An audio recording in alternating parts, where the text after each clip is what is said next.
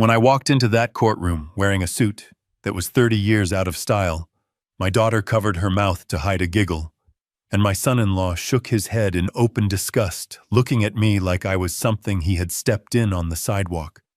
But then the judge looked up from his file, and his face went completely pale. His hand trembled as he gripped the gavel, and he whispered into the dead silence, "My God, is that really him?" Everyone turned and stared at the old man in the cheap shoes. No one in that room knew who I truly was. Until that exact moment, no one knew that the man they were trying to declare incompetent was the same man who used to make the mob tremble, but to understand how I ended up putting my own family in handcuffs. I have to take you back to the morning. My life was stolen from me. My name is Tom Calloway. I am 70 years old, and I live in a farmhouse on the outskirts of Denver, Colorado, that I built with my own 2 hands 40 years ago while I used to live there. Until 6 months ago, when my wife Martha passed away from a stroke, leaving me alone in a house that suddenly felt way too big and way too quiet. It was 7 in the morning on a Tuesday, and I was sitting at my kitchen table staring at a piece of burnt toast and a mug of black coffee, the way Martha used to hate it. She always said, "Tom, you drink coffee like you are punishing yourself." But that was just the habit of an old federal prosecutor who spent too many late nights chasing bad guys. I was just about to take a sip when the front door burst open. There was no knock, no doorbell, just the sound of the lock disengaging and the heavy boots of 4 people storming into my sanctuary. I stood up, knocking my chair over my heart, hammering against my ribs, thinking it was a home invasion, thinking I needed to get to the shotgun in the hall closet. But when I saw who it was, I realized it was something much worse than a robbery. It was my daughter Rachel and her husband Gavin. Flanking them were 2 large men in white uniforms who looked more like bouncers than medical professionals. Rachel was wearing a designer trench coat and oversized sunglasses, even though it was overcast outside, and Gavin looked like he always did, wearing a suit that cost more than my truck, and a sneer that he usually tried to hide, but today he was wearing it openly. I asked them what in the hell they were doing, breaking into my house without calling. Rachel refused to look me in the eye. She just stared at the wall, inspecting the paint peeling near the ceiling. But Gavin stepped forward and tossed a thick stack of papers onto the kitchen table right on top of my burnt toast. The sound of the heavy paper hitting the wood echoed like a gunshot in the quiet kitchen. He told me to sit down. Tom, he called me Tom. Never Dad, never Sir. Just Tom, with a tone of voice you would use on a disobedient child, he said. "This is an emergency guardianship order signed by a judge this morning. You are coming with us." Looked at the papers and then at my daughter. I asked her if this was a joke. I told her I was perfectly fine, that I just had my physical last month. But she finally looked at me and I saw something cold in her eyes.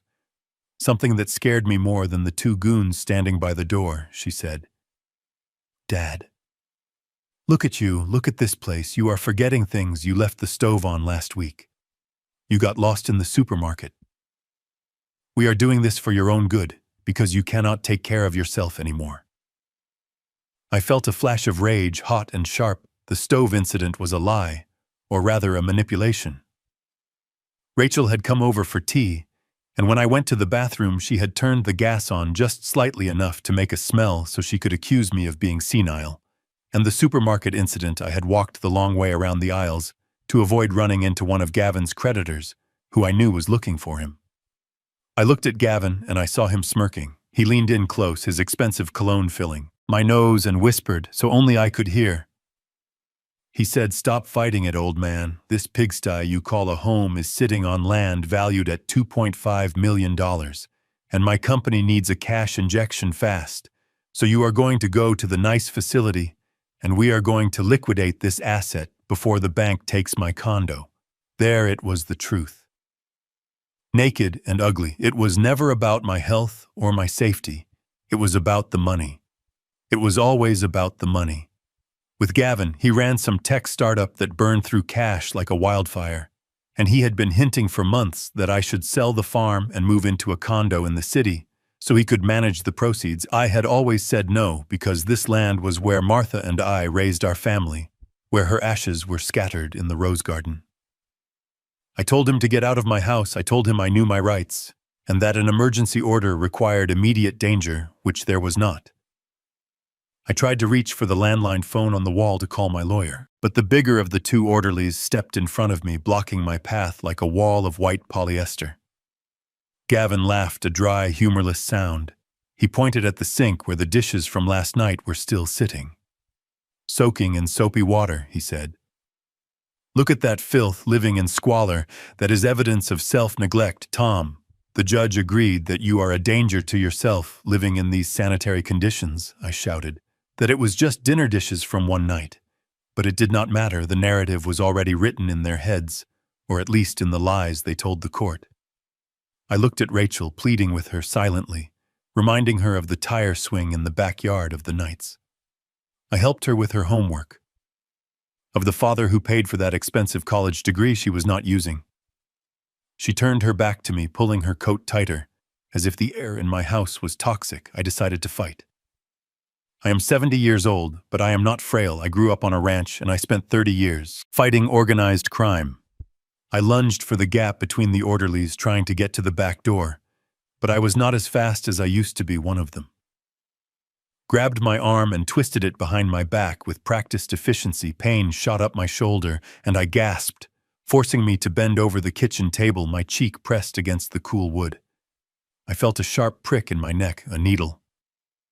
Gavin nodded to the medic holding the syringe and said, "Give him the full dose. We need him compliant for the transport." I felt the cold liquid entering my bloodstream, and I knew I only had seconds before the darkness took me. As my legs began to give out, and they dragged me across the floor of the home I built, I saw my dog Buster, an old golden retriever who had been sleeping by the stove, wake up and bark, confused and scared. He trotted over, wagging his tail, trying to see why his master was on the floor. Gavin did not even break stride. He kicked Buster hard in the ribs, sending the old dog yelping and skidding across the linoleum floor into the cabinets. Hearing my dog cry out in pain broke something inside me that the betrayal of my children had not quite shattered. Yet I tried to scream, I tried to curse him, to tell him that he would pay for that. But my tongue felt like it weighed 10 pounds, and my vision was tunneling into darkness. The last thing I saw before they dragged me out the door was Gavin straightening his tie and picking up my car keys from the hook, looking around my kitchen like a king surveying a conquered kingdom, while Rachel stepped over my boots without looking down. They threw me into the back of a private ambulance, not a city one, and strapped me to the gurney. The engine roared to life, and as we pulled away from the only place on earth where I felt safe, I made a silent vow to Martha. I promised her that I would not die in the cage they were taking me to. I promised her that I would return, and when I did, there would be a reckoning, biblical in nature. The darkness swallowed me, whole, but even in the blackness, I could still hear the sound of Gavin's shoe hitting my dog's ribs, and that sound fueled a fire in my belly that no sedative could extinguish. I was not going to a nursing home to die. I was going to war, and my own children had just fired the first shot, without realizing they were shooting at a man who used to be known as the Hammer. The vibration of the road humming through the metal frame of the gurney was the first thing that pulled me back from the void. The sedative they had pumped into my neck was heavy, a thick gray fog that tried to keep me under, but my mind has always been a fortress that refuses to be breached easily. I kept my eyes closed, regulating my breathing to a slow, rhythmic, shallow draft, a trick I learned from a federal witness protection officer back in '95. If they thought I was still unconscious, they would keep talking, and if they kept talking, I would learn exactly how deep this grave they were digging for me actually went. From the front of the transport vehicle, the murmur of voices drifted back to me. It was Gavin, his voice high and tight with that manic energy he always gets when he smells money. He was on the phone first, probably with his bank or one of those sharks he owed money to. I heard him say the words liquidity event and asset seizure with a confidence that made my blood boil. Then the call ended, and he turned his attention to Rachel. "Honey, you have to stop crying," Gavin said, his tone dismissive, like he was scolding a toddler for spilling milk. We did what we had to do. The judge signed the temporary order. It is legal. It is done. But he looked so scared, Gavin. Rachel whispered, her voice trembling. "Did you see his eyes right before the injection?" He looked at me like he hated me. "He does not have the capacity to hate you, babe," Gavin replied, and I could practically hear the sneer in his voice. "His brain is mush. That is what the doctor's report says. He is confused, aggressive, and living in filth. We are saving him from himself. Saving me." The irony was so thick I could taste it like bile. Lying there in the dark, my body paralyzed by their drugs, but my mind sharpening by the second memories of another life, flooded back. They thought they were dealing with Tom, the old farmer who grew organic tomatoes and forgot to shave on Sundays. They had no idea they had just declared war on Thomas Calloway, the man the Chicago crime syndicates used to call the Hammer. 30 years ago, I was not wearing denim overalls covered in garden soil. I was wearing $3,000 custom suits, standing in federal courtrooms, staring down men who had dissolved their enemies in acid. I spent 2 decades building RICO cases that dismantled entire organizations. I knew how to find the one loose thread that would unravel a billion-dollar criminal empire. I retired to that farm to find peace, to wash the grime of the legal system off my soul, and to be with Martha. I chose a quiet life. I was not forced into it. But my son-in-law seemed to have forgotten that history, or perhaps he was just too arrogant to believe the old man still had any fight left in him. Immediately after we drop him off, I am heading back to the property with the locksmith. Gavin continued, and my ears pricked up. "We need to change the tumblers before he tries to call anyone, not that he remembers any numbers. I already have the real estate agent lined up to do a walkthrough tomorrow morning." Tomorrow morning. They were not wasting a single second. "You are moving too fast," Rachel said, sniffing. "We haven't even sorted through Mom's things yet. Her clothes are still in the closet." "We don't need to sort them, Rachel. We need to stage the house," Gavin snapped, losing his patience. "Look, I spoke to the broker this morning. He ran the comps again. With the acreage and the barn even in its current condition, the land alone is worth $2.5 million conservative estimate. If we get a developer involved who wants to subdivide, we could be looking at $2.5 million. The number hung in the air of the ambulance. So that was the price tag on my life. That was the value of the 40 years Martha and I spent building that home, planting those trees, raising those ungrateful children. $2.5 million to cover Gavin's bad debts and failed business ventures. But what if he gets better? Rachel asked, her voice small and weak. What if the doctors at the facility say he is fine? What if he wakes up and calls his old friends? He still knows people, Gavin. Gavin laughed, a cruel barking sound. Who is he going to call? Most of his old friends are dead or in nursing homes themselves. And even if he does, who are they going to believe me? The successful tech CEO with a court order and medical evaluations stating he has advanced dementia, or a raving old lunatic who smells like chicken manure and thinks there is a conspiracy against him. He is a has-been, Rachel. He is done. Nobody listens to an old man who cannot even keep his own kitchen clean. I wanted to open my eyes right then. I wanted to sit up, rip the straps off my chest, and wrap my hands around his throat. I wanted to tell him that chicken manure washes off, but the stench of greed is permanent. But I stayed still. I let the rage crystallize into something colder, harder, and more useful. He had just given me the most valuable weapon in any legal battle. He had given me his motive. He was desperate. He was rushing. And men who rush make mistakes. The ambulance began to slow down, turning off the smooth pavement onto a gravel driveway. The suspension creaked, and I felt the vehicle lurch as it climbed a steep incline. We were not going to the city hospital. The city hospital was flat and paved. This was somewhere else. "We are here," Gavin announced. "Golden Horizons. Sounds nice, doesn't it?" Better than he deserves, after the way he threatened me last week. I risked cracking one eye open just a slit enough to see through my eyelashes without giving myself away. Through the rear window, I saw a heavy iron gate sliding shut behind us. The fence was high, 12 feet at least, topped with what looked like razor wire disguised by ivy. This wasn't a retirement community. It was a holding facility, a place where families put their problems when they wanted them to disappear and stop asking questions. The building loomed ahead, a gray concrete block, trying to look welcoming, with fake shutters and a manicured lawn that looked too perfect to be real. There were no people sitting outside enjoying the afternoon sun. There were no open windows. It was a fortress designed to keep people in, not to keep the world out. The ambulance stopped with a jerk. The back doors flew open, letting in a rush of cold mountain air and the smell of industrial disinfectant. Two new orderlies appeared, their faces indifferent, their hands rough as they grabbed the gurney and pulled me out. As they wheeled me toward the entrance, I saw Gavin step out of the front seat. He adjusted his jacket, checked his reflection in the side mirror, and typed something quickly into his phone.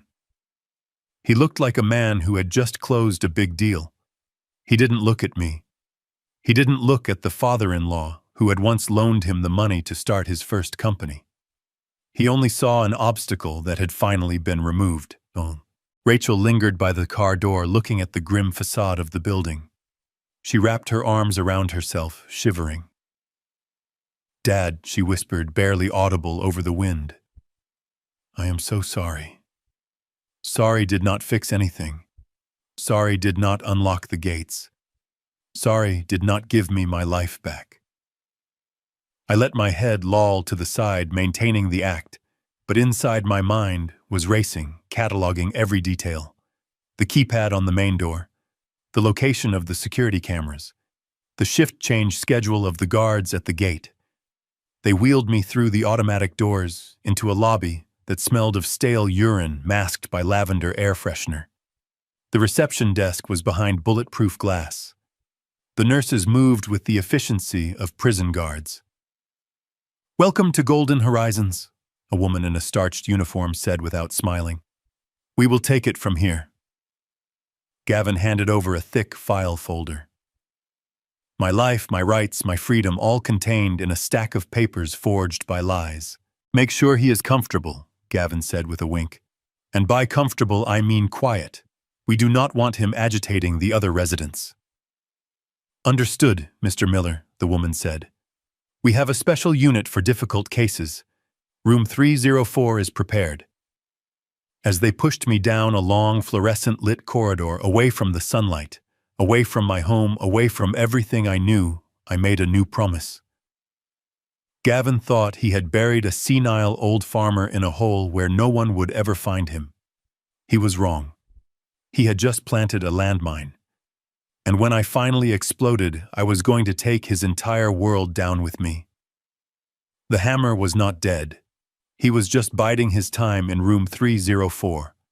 Room 304 was a white box designed to erase a man's soul. There was no clock on the wall to tell me if it was day or night. There were no pictures of my wife. There was no window view of the mountains I had spent 40 years looking at. Just 4 white walls, a bed with safety rails like a crib, and the constant hum of the fluorescent lights that buzzed like a trapped fly. They had taken everything from me. My wallet was gone. My belt was gone. Even my wedding ring, the simple gold band Patrice had placed on my finger in 1975, had been stripped away. They claimed it was for safekeeping company policy to prevent theft or self-harm, but I knew the truth. They were stripping away Thomas Calloway layer by layer until only a patient number remained.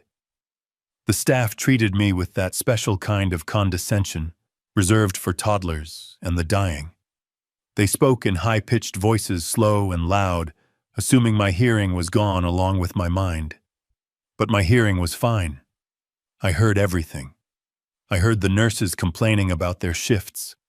I heard the doctor in the hallway joking about how easy it was to sedate the new admission in 304. And I heard the silence of my own phone, which was locked away in a safe somewhere, cutting me off from the world. Twice a day, a nurse named Brenda would come in with a small paper cup. She was a large woman with tired eyes who clearly hated her job. "Time for your candy, Tom," she would say, holding out a pill that looked like a blue Skittle. It was a heavy sedative, probably an antipsychotic, meant to turn a sharp mind into oatmeal. The first time I refused. They held me down and forced it. I learned my lesson quickly. Now I played the game. When Brenda came in, I would let my jaw go slack. I would stare blankly at a spot on the wall, drooling slightly. I would open my mouth like a baby bird. "Good boy," she would say, tossing the pill onto my tongue. She would hand me a cup of water and watch me swallow. I would gulp loudly, making a show of it. But I did not swallow.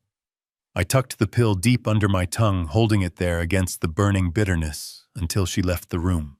The moment the door clicked shut, I would spit the dissolving chemical into the toilet and flush it away. It was risky.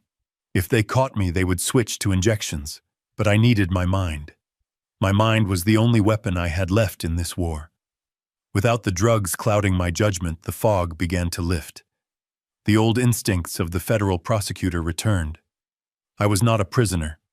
I was an undercover operative in hostile territory, and my mission was to find the cracks in their security. I spent hours sitting in the hallway in my wheelchair, pretending to be catatonic. To the staff, I was just another piece of furniture, an old man waiting to die. But behind my glazed eyes, I was recording everything. I watched the security camera mounted above the nurse's station. It was an old model. It rotated on a 45-second loop.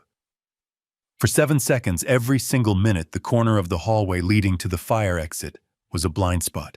7 seconds was not a lot of time, but it was enough if you were fast.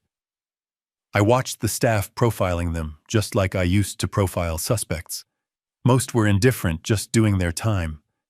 But there was one who stood out. The night orderly. His name tag said Jimmy.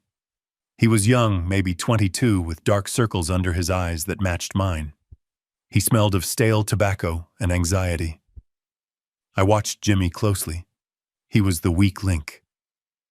Every night around 2 in the morning, when the floor was quiet, Jimmy would sneak to the fire exit at the end of the hall. He would take a small pebble from his pocket and wedge it into the doorframe, preventing the latch from locking. Then he would slip outside for 5 minutes to smoke. He was bypassing the alarm system because he was too lazy to walk down to the designated smoking area on the first floor. It was a massive security breach. It was my ticket out. But I needed more than just an exit. I needed a way to communicate. I needed a phone. I watched Jimmy when he thought no one was looking. He spent his shifts on his phone scrolling through banking apps and tuition payment portals. I heard him arguing with someone in hushed tones about being late on his student loan payments. He was broke. He was desperate. And desperate men are easy to negotiate with. I had built a career on flipping witnesses who were in financial holes. I knew exactly how to play him. But I had to wait for the right moment. On the 3rd day of my incarceration, the monotony was broken. The door to room 304 opened, and the smell of expensive cologne filled the sterile air before he even stepped inside. Gavin. He walked in wearing a casual polo shirt and slacks, looking like he had just come from a yacht club lunch. He held a generic get-well-soon balloon that bobbed against the ceiling tiles. He did not bring flowers. He did not bring photos of my grandchildren. He brought a balloon and a leather briefcase. "Hey, Tom," he said, his voice loud and fake cheerful. "You are looking great. Resting up." He closed the door behind him, and the smile dropped from his face instantly. He pulled the visitor chair close to my bed, invading my personal space. He looked tired. There was a sheen of sweat on his upper lip, even though the room was kept at a meat locker temperature. He was tapping his foot nervously against the linoleum floor. I stayed silent, maintaining my act. I stared past him, focusing on the white wall. "Cut the act, old man," Gavin hissed, leaning in so close I could see the pores on his nose. "I know you are in there. We need to talk business." He opened his briefcase and pulled out a document. It was thick, stapled, and flagged with yellow sticky notes where signatures were required. "This is a durable power of attorney," Gavin said, tapping the paper. "It gives me full control over your assets, your medical decisions, and your estate. I need you to sign it. Today." I slowly turned my head to look at him. I let a little bit of the old Tom surface, just enough to make him uncomfortable. Why, I rasped my voice gravelly from days of disuse. "Because the real estate market is volatile, Tom," he said too quickly. His eyes darted to the door and back. "We have a cash buyer interested in the farm, a developer. They want to close next week. But they won't touch the deed unless I have clear authority to sell. If we wait for the competency hearing next month, the deal falls through. We lose the buyer. We lose the value." Next month. So there was a hearing. That was good to know. But why the rush? A farm in this part of Denver does not lose value in a month. Land is the one thing that always appreciates. If he was this desperate to sell immediately, likely at a discount to a cash buyer, it meant he needed liquid capital right now. I looked at his wrist. He was wearing a new watch, a Rolex Daytona. That was a $20,000 watch. And yet he was sweating about selling my $200,000 farmhouse. The math did not add up. Unless the debt was massive. Unless he was in a hole so deep that my farm was the only ladder out. "I am not signing," I said clearly and firmly. Gavin's face turned a blotchy red. He grabbed my arm, his fingers digging into the bruise the orderly had left 3 days ago. "Listen to me, you stubborn fossil. You are never leaving this room. You are going to rot in here. But if you sign this, I can make your stay pleasant. I will get you a private room with a view. I will get you an iPad with Netflix. You can watch your westerns. You can have better food. Just sign the damn paper." He was bribing me with an iPad. He was threatening me with oblivion. But what he was really doing was showing me his hand. He was terrified. He was vibrating with panic. I pulled my arm away from his grip. "Get out," I said. Gavin stood up, knocking the chair over. "You are making a mistake, Tom. A big mistake. I am the only one who visits you. Rachel cannot bear to see you like this. If you do not help me, I cannot help you." He stormed out, leaving the papers on the bedside table, hoping I would change my mind. But as the door slammed shut, I did not look at the papers. I looked at the space where he had been standing. He was in trouble. Serious trouble. A man does not threaten his father-in-law over a real estate deal unless he has sharks circling him. He needed that money fast, which meant I had time but not much. If I did not sign, he would find another way. He would forge my signature. He would bribe a doctor to declare me incompetent sooner. I looked at the clock in the hallway through the open door. It was 7 p.m. Shift change was in an hour. Jimmy would be coming on duty. I reached under my mattress and pulled out the small stash of pills I had been saving. Not to take, but to trade. In prison, everything is currency. But here I had something better than pills. I had a target. Tonight I was going to make a deal with the devil. Tonight I was going to get a phone. And then I was going to find out exactly why my son-in-law was sweating through his $3,000 suit. The hammer was waking up, and the first nail was about to be driven. The clock inside my head ticked past 2 in the morning. The hallway outside room 304 was silent, save for the rhythmic humming of the industrial refrigerator down the hall and the occasional groan of a patient lost in a nightmare. I sat on the edge of my bed, my feet touching the cold linoleum. I had not slept. Sleep was a luxury for men who were free, and I was currently an inmate in a prison disguised as a care facility. I checked the hallway. Empty. The nurse at the station was engrossed in a magazine, her back to the corridor. This was it. The window of opportunity I had been calculating for 3 days. I stood up, my joints popping, and moved with a stealth that defied my 70 years. I wasn't shuffling like the medicated zombie they wanted me to be. I was moving with purpose. I reached the fire exit at the end of the hall. Just as I suspected, the heavy metal door was propped open a fraction of an inch by a small piece of folded cardboard. A thin stream of cold night air bled into the sterile warmth of the facility. I pushed it open just enough to slip through. Jimmy was there, leaning against the brick wall, the orange cherry of his cigarette glowing in the darkness. He jumped when he saw me, nearly dropping his smoke. He looked terrified, his eyes darting to the door I had just come through. "What are you doing out here, Mr. Calloway?" he whispered, his voice cracking. "You can't be out here. If the supervisor sees you, I am dead. You have to go back to bed right now." I didn't move. I stood my ground, letting the cold air sharpen my senses. I looked him up and down. He was wearing cheap sneakers that had seen better days, and a uniform that was slightly too big. He looked tired, the kind of deep bone-weary exhaustion that comes from working double shifts just to stay afloat. "I need a favor, Jimmy," I said, my voice low and steady, "and I am willing to pay for it." He laughed, a nervous, jittery sound. "You don't have any money, old-timer. They took your wallet when you checked in.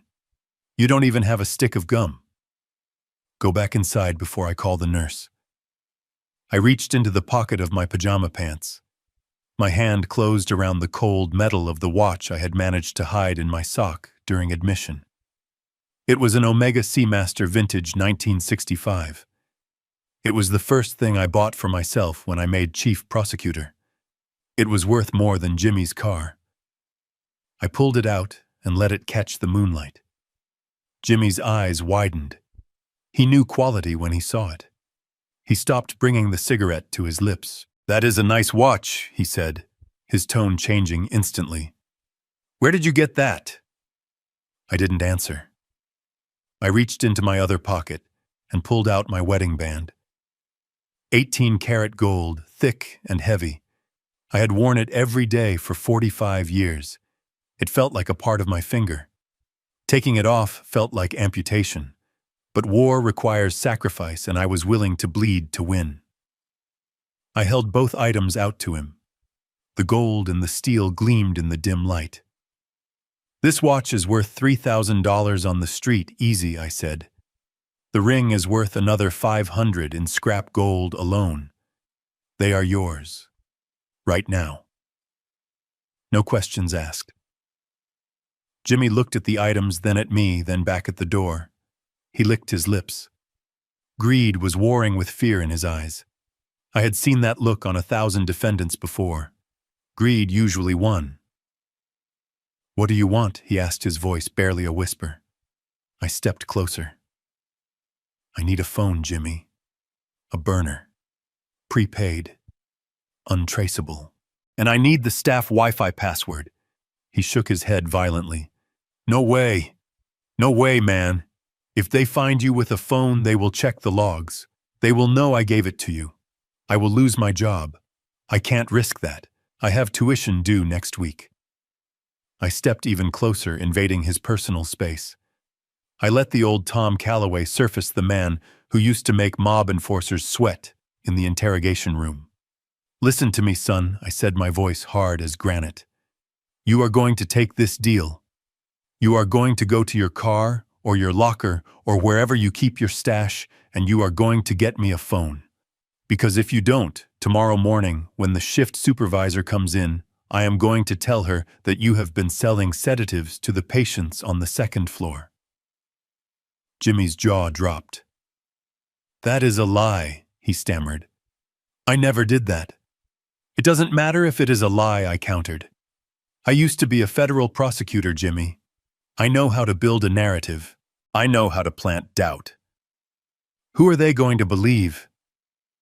The confused old man, or the broke orderly who drives a beat-up Civic and owes money all over town? I will make you radioactive. You won't just lose this job. You will never work in healthcare again." I let the threat hang in the air. I saw the calculation happening behind his eyes. He realized he was trapped. He could take the bribe and get rich, or he could refuse and risk his future. It wasn't really a choice. Fine, he spat out, snatching the watch and the ring from my hand. He shoved them deep into his pocket, looking around nervously. I have a spare phone in my glove box. An old Android. I use it for music. It has minutes on it. Go get it, I commanded. And a charger. I will wait here. He disappeared into the darkness of the parking lot. I stood by the door, shivering, rubbing the empty spot on my ring finger. It felt naked. It felt wrong. I whispered a silent apology to Martha. I told her I was trading our symbol of love for a weapon to save our legacy. I knew she would understand. She was a fighter, too. 5 minutes later, Jimmy returned. He was breathless. He handed me a cracked black smartphone and a tangled charging cord. He also handed me a slip of paper with a string of numbers scrawled on it. There he said, "That is the phone. The password is on the paper. Now go. And if anyone asks you stole it from a visitor." I was never here. I took the phone. It felt heavy in my hand, heavier than the gold I had given up. This was my lifeline. This was my sword. "One more thing, Jimmy," I said, stopping him before he could light another cigarette. "If you tell anyone about this, if you try to double-cross me to get a bonus from management. Remember what I said. I might be in a bathrobe right now, but I still know judges. I still know cops. I can make your life very difficult from inside this room. Do we understand each other?" He nodded, pale and shaking. "We are good, Mr. Calloway. Just go." I slipped back inside the door, clicking softly behind me. I navigated the hallway like a ghost, the adrenaline pumping through my veins, masking the ache in my knees. I made it back to room 304 without seeing a soul. I crawled back into bed and pulled the thin, scratchy blanket up over my head, creating a small, private tent. My heart was hammering against my ribs like a bird trapped in a cage. I waited until my breathing slowed, listening for footsteps, for the sound of an alarm. Nothing. The facility slept on, unaware that the prisoner in 304 had just armed himself. I pressed the power button. The screen lit up, casting a blue glow on my face. The battery was at 40%. It was enough. I connected to the Wi-Fi using the code Jimmy gave me. The signal was strong. My fingers, usually steady, trembled slightly as I tapped the browser icon. I didn't go to news sites. I didn't check my email. I went straight to the one place that held the truth about my life and my property. The county clerk's public records database. I knew this system better than I knew the back of my own hand. I had spent 30 years combing through deeds, liens, and permits looking for evidence of fraud. Now I was looking for my own salvation. I typed in my address. The search bar spun for a second, then populated the results. I scrolled past the deed history, past the tax assessments. I was looking for recent filings. Filings that would explain why Gavin was sweating through his suits. Filings that would explain why a $2.5 million farm was suddenly a matter of life and death. And then I saw it. A filing dated 3 weeks ago. Not a property transfer. A zoning variance application. But not just any variance. It was filed by the Colorado Water Authority. I clicked on the document, squinting to read the small text on the cracked screen. My eyes scanned the legalese, translating it instantly into plain English. Proposed subterranean aqueduct project. Eminent domain assessment pending. I froze. An aqueduct. They were building a water pipeline. And according to the survey map attached to the file, the main junction, the most critical part of the infrastructure, was projected to run directly underneath my north pasture. I kept reading, my breath catching in my throat. The initial compensation offer for the easement rights and land usage was not $2 million. It wasn't $3 million. The estimated valuation for the water rights and land access was $12.4 million. I dropped the phone on my chest, staring up at the darkness of my blanket tent. $12 million. Gavin knew. He had to know. You don't try to rush a sale of a farm unless you know there is gold buried underneath it. Or in this case, water. He wasn't just trying to sell the farm to cover his debts. He was trying to steal a lottery ticket before I realized I was holding the winning numbers. But there was more. I sat up, re-engaging the screen. I opened a new tab. I needed to know about Gavin. I searched for his name in the civil court records. The results flooded the screen in red. Liens, lawsuits, a judgment from a venture capital firm for fraud. And then the kicker. A foreclosure notice on his penthouse filed 4 days ago. He was underwater. He was drowning. He owed $5 million to creditors who didn't look like the type to send polite letters. He needed my farm not just to get rich, but to stay alive. I looked at the glowing screen, a cold smile touching my lips for the first time in months. I had him. I had the motive. I had the crime. And now, thanks to a greedy orderly and a vintage watch, I had the means to bury him. But I needed to be smart. I couldn't just wave this phone around. I needed to get out of here. I needed to get to a judge. And I needed to do it before Gavin realized his timeline had just been cut in half. I turned off the phone and hid it inside my pillowcase. I lay back in the dark, my mind racing, plotting the next move. They thought they had locked away a senile old man. They were about to find out they had locked themselves in a cage with a wolf. I lay there in the suffocating darkness of my blanket tent, with the blue light of the cracked smartphone screen illuminating the lines of my face like a topographic map of my own misery. My fingers hovered over the search bar. A younger man, or perhaps a more frightened man, would have typed in symptoms of dementia, or looked up the phone numbers for elder abuse hotlines, but I did not waste my limited data or my battery life on things that would only confirm what I already knew. I was not sick. I was being robbed. And to stop a robbery in progress, you do not call a doctor, you follow the money. I navigated to the Adams County Clerk and Recorder online database. It was a clunky government website that had not been updated since the early 2000s. But to me it was beautiful because it held the truth that people like Gavin tried to bury under layers of charisma and expensive suits. I typed in the parcel number of my farm. I knew it by heart.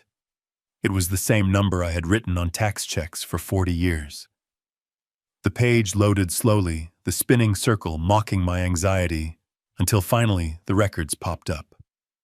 I expected to see the deed transfer, or perhaps a lien I did not know about, but what I saw was far more interesting. It was a zoning variance application filed 3 weeks ago. Not by me. Not even by Gavin. It was filed by the Colorado Public Utilities Commission. I clicked on the attachment and squinted at the dense legal text. My eyes scanned the jargon with the practiced ease of a man who used to eat complex indictments for breakfast. Easement, subterranean rights, aquifer access. I switched tabs and pulled up the geological survey maps referenced in the filing. There it was, a massive blue vein running deep beneath the dry soil of the county. The Ogallala Aquifer Extension. But it wasn't just water. It was a proposed extraction site. I kept digging following the digital paper trail until I found the acquisition proposal from a multinational beverage conglomerate called Pure Flow Holdings. They weren't just looking for water, they were looking for a regional bottling hub. I scrolled down to the valuation assessment. My breath caught in my throat, and for a moment I forgot I was hiding in a nursing home bed. The estimated value of the land with full water rights and mineral access was not $2.5 million. It was $12.4 million with an additional perpetual royalty clause for every gallon pumped. $12.4 million. The number danced before my eyes. This was generational wealth. This was the kind of money that builds libraries and funds scholarships. This was the kind of money that changes a family's name from ordinary to legacy. And Gavin was trying to sell it for a fraction of that amount to a developer next week. It did not make sense. Why would he rush to sell for $2.5 million when he could wait 6 months and get 12? Greed is usually patient when the payout is that big. Unless he couldn't wait. Unless he didn't have 6 months. Unless he didn't even have 6 weeks, I closed the property records and opened a new search tab. This time I typed in Gavin Miller. I didn't look at his LinkedIn profile or his curated Instagram feed where he posted pictures of his fake success. I went straight to the civil court dockets in Denver and Las Vegas. The screen filled with red flags. It was a bloodbath. Gavin's tech startup Neural Bridge was a ghost town. It had been dissolved by the state for failure to pay taxes 6 months ago. There were 3 lawsuits from angel investors alleging fraud and misappropriation of funds. But that was just the tip of the iceberg. I found a judgment lien filed just last week in Nevada. It wasn't from a bank. It was from a private holding company with a name that sounded legitimate but smelled like a front for loan sharks. The judgment was for $5.8 million. I scrolled further. There were foreclosure notices on his penthouse, repossession orders for his Tesla and Rachel's Range Rover. He was drowning. He wasn't just broke, he was underwater by millions and swimming with sharks who broke legs for interest payments. The picture finally came into focus, and it was uglier than I could have imagined. Gavin didn't care about the $12 million because he would be dead or in prison before that deal could close. He needed fast cash. He needed a fire sale. He needed to liquidate my farm immediately for $2.5 million to throw a chunk of meat to the wolves chasing him and buy himself another month of pretending to be a big shot. He was willing to burn $10 million of his own wife's inheritance just to save his own skin. I put the phone down on my chest and stared up at the fabric of the blanket. I felt a coldness spread through my chest that had nothing to do with the temperature of the room. It was the chill of absolute betrayal. I thought about Rachel, my little girl. Did she know? Was she an accomplice or just another victim of his lies? I remembered her face in the ambulance, the way she wouldn't look at me. She knew they were in trouble. Maybe she didn't know about the water rights. Maybe she didn't know about the sharks. But she knew they were stealing my home to pay for their mistakes. She had chosen her husband's lies over her father's life. They were not just greedy. Greedy I could handle. Greedy is human. This was parasitic. They were hollowing me out. They were selling the soil my wife walked on. They were selling the memories of 40 years. And they were doing it for pennies on the dollar, because they were too incompetent and corrupt to survive on their own. I picked up the phone again. My hand was steady now. The shaking had stopped. Rage has a way of steadying the nerves when you finally have a target. I took screenshots of everything. The zoning variants, the aquifer map, the valuation report, the lawsuits against Gavin, the foreclosure notices. I uploaded them all to a secure cloud account I hadn't used in 10 years, but still remembered the password to. I had the motive. I had the evidence. I had the weapon. But I couldn't use it from here. Not from a bed in a locked facility where they controlled my food and my freedom. If I showed my hand now, Gavin would panic. A desperate man who owes $5 million is capable of anything. If he found out, I knew he might try to accelerate the guardianship. He might try to drug me into a coma. He might try to stage an accident. I needed to be outside. I needed to stand before a judge not as a patient, but as a prosecutor. I checked the time on the phone. It was almost 3 in the morning. Outside, the rain was beginning to hammer against the window pane. A storm was rolling in off the Rockies. Good. Rain meant noise. Rain meant reduced visibility for the external cameras. Rain meant chaos. I sat up and swung my legs over the side of the bed. I looked at the door. I looked at the flimsy lock. I looked at my reflection in the dark screen of the phone. The tired old man with the sad eyes was gone. In his place was the hammer, and the hammer was about to break out of prison. I slipped the phone into my sock, pulling the elastic tight. I stood up and walked to the window, peering out at the wet asphalt of the parking lot below. It was a 12-foot drop to the grass. Doable, Painful, but doable. But the perimeter fence was the real problem. Then I remembered Jimmy. I remembered his smoking habit. I remembered the propped door. I turned back to the room. I stripped the sheets off the bed. I rolled the pillows into a long shape and tucked them under the blanket, creating a dummy that would fool a casual glance from the doorway during the next bed check. It was an old jailhouse trick I had seen 100 times in case files. Now I was using it. I put on my shoes, tying the laces tight. I took a deep breath, inhaling the stale air of the room for the last time. They wanted to sell my house. They wanted to steal my water. They wanted to bury me alive. I opened the door a crack and peered into the hallway. The night nurse was gone, probably on a break. The corridor stretched out before me, long and empty and white. It was time to go to war. The pillow dummy is the oldest trick in the book. Something you see in bad prison movies, but in the dim light of a nursing home room at 2 a.m, it is surprisingly effective. I arranged the spare blankets over the pillows, creating the lump of a shoulder and the curve of a hip. I stepped back to the doorway, squinting in the semi-darkness. It looked enough like a sleeping old man to fool a tired nurse doing a bed check from the hallway. I checked the phone in my sock one last time, feeling the hard rectangular outline against my ankle. It was secure. I took a deep breath, steeling myself for what I was about to do. I was 70 years old. I had arthritis in my knees and a bad back. I was about to walk out into a storm that was shaking the windows in their frames. But the alternative was staying here and letting Gavin sell my life out from under me. That was not an option. I slipped into the corridor. It was empty. The silence was heavy, broken only by the distant hum of the vending machines. I moved towards the fire exit, my sneakers squeaking faintly on the polished floor. Every sound felt like a gunshot. I expected an alarm to blare, a hand to grab my shoulder, but nothing happened. I reached the door. I looked down.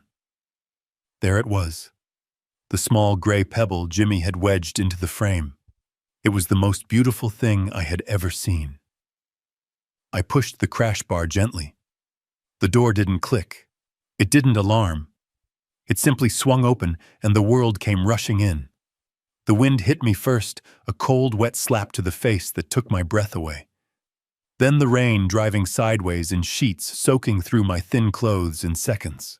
It was freezing, a bone-deep cold that usually sends men my age to the hospital, but to me it felt like freedom. It felt like waking up. I stepped out into the night and let the heavy metal door close behind me. I was out. But being out was only the first step.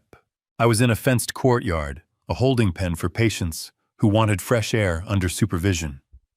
The real barrier was 20 yards away. The perimeter fence. I ran through the mud, my feet slipping on the wet grass. The rain was my accomplice. It blurred the lenses of the security cameras mounted on the corners of the building. It drowned out the sound of my footsteps. It turned the world into a chaotic gray blur where a fleeing old man was just another shadow. I reached the fence. It was chain link 12 feet high, topped with an inward-facing overhang. No razor wire, thank God this wasn't a maximum security prison, but it was formidable enough. I looked up at it, rain streaming into my eyes. 30 years ago, I would have scaled this in 10 seconds. Tonight, I had to be smarter. I found a spot near the support post where the mesh was tighter.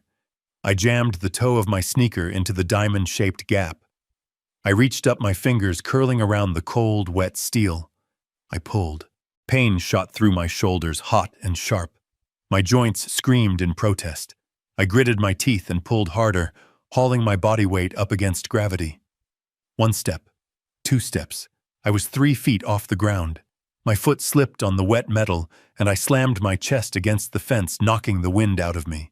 I hung there for a moment, gasping rain mixing with the sweat on my forehead. I could see Gavin's face in my mind. I could see him signing the papers. I could see him laughing with the bank manager. That image was better than adrenaline. I found my footing again. I climbed higher. 6 feet, 8 feet. I reached the top. The overhang was tricky. I had to swing my leg over, exposing myself to the full height of the drop on the other side. I threw my right leg over the bar.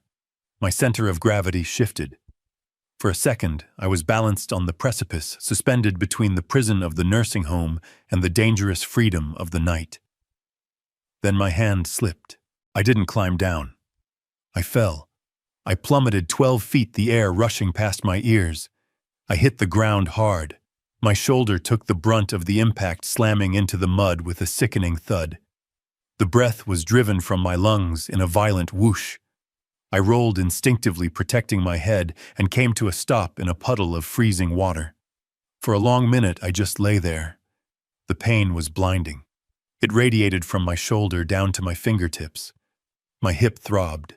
My face was pressed into the mud, the taste of dirt and blood in my mouth, where I had bitten my tongue. A younger man might have stayed down. A weaker man might have decided that this was too hard, that the warm bed inside was worth the surrender. But I was not weak. I was Thomas Calloway, and I had 12 million reasons to get up. I forced myself to my knees. I checked my limbs. Nothing seemed broken, just battered. I checked my sock. The phone was still there, intact. I wiped the mud from my eyes and stood up. I was swaying, dizzy, soaked to the bone, and bleeding. But I was standing, and I was on the outside. I oriented myself. I knew where I was. The facility was built on the edge of the county near the old service roads. If I took the main highway, a patrol car would pick me up in 10 minutes. An old man walking in a storm is a police magnet. I had to take the back roads, the old logging trails that cut through the woods. It was 5 miles to town, 5 miles in a storm, 5 miles on a bad hip. I started walking, one foot in front of the other. The mud sucked at my shoes, trying to pull me back, but I kept moving. The wind howled through the trees, sounding like sirens, but I kept moving. Mile 1 was pure adrenaline. I was running on the high of the escape. Mile 2 was pain. The cold had settled into my muscles, making them stiff and unresponsive. My shoulder was throbbing with a dull, heavy ache. By mile 3, I started to hallucinate slightly. Shadows in the trees looked like orderlies coming to drag me back. The sound of the rain sounded like Gavin's voice mocking me. "You are nothing, Tom. You are expired goods." I spoke out loud to the darkness to keep myself grounded. I recited case law. I recited the statutes for fraud, for embezzlement, for elder abuse. I built the indictment against my son-in-law step by step, mile by mile. People vio, Gavin Miller. Count 1, grand larceny. Count 2, conspiracy. Count 3, being a son of a bitch. By mile 4, I couldn't feel my feet anymore. They were just heavy blocks of ice at the end of my legs. I stumbled and fell again, scraping my palms on the gravel. I lay there for a moment, the rain pounding on my back. It would be so easy to close my eyes. Just for a minute. No. I pushed myself up. I thought about the aquifer map. I thought about the water running beneath my land, pure and valuable. They wanted to steal it. They wanted to steal my legacy. I forced myself to stand. Finally, through the curtain of rain, I saw lights. Not the harsh floodlights of the facility, but the warm yellow glow of street lamps. I had made it to the edge of the suburbs. I navigated through the quiet streets, sticking to the shadows. I knew exactly where I was going. Dr. Murray's house was a mid-century ranch on a cul-de-sac, the kind of place where nothing bad ever happened. I limped up the driveway.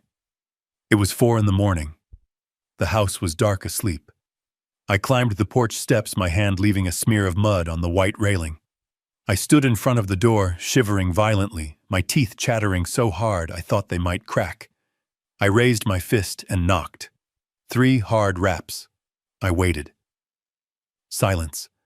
I knocked again, harder this time. A light flickered on inside. I heard footsteps, heavy and slow. The deadbolt slid back. The door opened. Dr. Murray stood there in a plaid robe, his hair mussed from sleep, a baseball bat in his hand. He looked ready to defend his home from an intruder. He looked down at the shivering, mud-caked, bleeding creature standing on his welcome mat. He squinted, adjusting his glasses. He looked at my face, trying to find a familiar feature beneath the grime and the exhaustion. Then his eyes went wide. He dropped the bat. "Tom," he breathed, his voice thick with shock. "You look like you just crawled out of your own grave." I tried to smile, but my face was too frozen. I looked him in the eye, summoning the last ounce of strength I had left. "Hello, Murray," I rasped. "I need a doctor. And then I need a lawyer. And then I need a drink." He didn't ask questions. He didn't hesitate. He grabbed my arm and pulled me into the warmth of the hallway, shutting the storm out behind me. I had made it. The escape was over. Now the prosecution could begin. The warmth of the shower was almost painful as it thawed the ice in my veins. But as the mud and blood swirled down the drain, I felt like I was washing away the victim and revealing the prosecutor underneath. Dr. Murray gave me a pair of flannel pajamas and a thick wool robe that smelled like cedar and old tobacco. I sat at his kitchen table, my hands wrapped around a mug of tomato soup, the steam rising into my face like a blessing. My shoulder throbbed with a dull, insistent rhythm, but Murray had cleaned the wound and stitched the worst gash on my hip with the steady hands of a man who spent 40 years determining causes of death. He sat across from me, watching me eat with a mixture of concern and professional curiosity. He didn't push. He didn't ask for the story until I had finished the bowl and pushed it away. Then he simply set up a tripod on his kitchen table and mounted a high-definition camera on it. "I need you to go on the record, Tom," he said, his voice grave. "If you are going to walk into that courtroom in 48 hours, we need empirical proof that your mind is sound. They have a paper trail of lies saying you are incompetent. We need a mountain of truth to bury them." I nodded. I understood the game. In a competency hearing, the burden of proof shifts. I was guilty of being old until proven sharp. "Turn it on," I said. The red light blinked. Murray began the standard battery of cognitive tests. He asked me the date, the president, the location. Child's play. Then he moved to the complex stuff. The mini mental state examination, followed by advanced logic puzzles and memory recall tests that would trip up a man half my age who hadn't had enough sleep. I didn't just answer the questions. I dissected them. I recited the text of the Fourth Amendment from memory. I calculated compound interest rates in my head. I listed the starting lineup of the 1998 Denver Broncos. I spoke for 40 minutes with absolute clarity, dismantling the narrative of the confused geriatric that Gavin had sold to the court. When we finished, Murray turned off the camera and let out a low whistle. He looked at his notes, then at me. "Your cognitive function isn't just intact, Tom," he said, shaking his head in disbelief. "You are testing in the 99th percentile. Your IQ is still clocking in at 135. Legally speaking, you are sharper than the judge who is going to hear your case. This video is a bulletproof vest." "Good," I said, standing up and testing my weight on my bad leg. It held. The shield is ready. Now I need a sword. I asked Murray for his phone. I dialed a number I hadn't called in years, but one that I knew would always be answered. It rang twice. "Miller Investigations," a gruff voice answered. "Hello, Miller," I said. "It's Calloway." There was a pause on the other end, a silence that held the weight of 20 years of history. Miller had been a young FBI agent when I was the chief prosecutor. We had taken down the Valenti crime family together. He was the best investigator I had ever known, a man who could find a needle in a stack of needles. The hammer Miller said, his voice dropping an octave. "I heard you retired. I heard you were growing corn and yelling at clouds." "I was," I replied. "But someone decided to burn my field down." "I need you, Miller. I need you to do what you do best. I need you to dig into someone's life until you hit bedrock." "Name," Miller asked. No hesitation, no questions about payment. That was loyalty. Gavin Miller, I said. My son-in-law. And I don't just want dirt. I want felonies. I want bank fraud. I want wire fraud. I want a paper trail so thick he chokes on it. I gave him the details I had found on the burner phone. The zoning variants, the lawsuits, the debts. But I told him that was just the background noise. I needed the smoking gun. I needed to know what Gavin was doing right now today to cover his tracks. I hung up and looked at Murray. He was pouring 2 fingers of whiskey into a glass. He slid it across the table to me. "You are going to put him in prison, aren't you?" Murray asked quietly. "You aren't just trying to stop the sale of the house." I looked at the amber liquid. I thought about the way Gavin had kicked my dog. I thought about the way he had looked at me in the ambulance like I was trash to be disposed of. "He kidnapped me, Murray," I said, my voice cold. "He drugged me. He imprisoned me.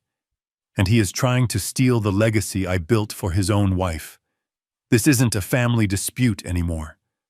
This is a criminal enterprise, and I am going to treat it like one." We spent the next 6 hours turning Murray's kitchen into a war room. I drafted affidavits on a legal pad. Murray printed out the medical evaluation and notarized it with his official seal. We were building a case brick by brick. Miller arrived at this back door 20 minutes later, carrying a waterproof tactical case and smelling of rain and cheap menthol cigarettes. He looked older than I remembered, his hairline receding and his waistline expanding. But his eyes were the same hard, flinty stones that had stared down cartel bosses for 2 decades. He did not offer a handshake or a hug. He just nodded at me and set the case on Murray's kitchen table, opening it to reveal a mobile command center that looked like it belonged in the Pentagon. He pulled up a file on the screen and spun the laptop around so I could see it.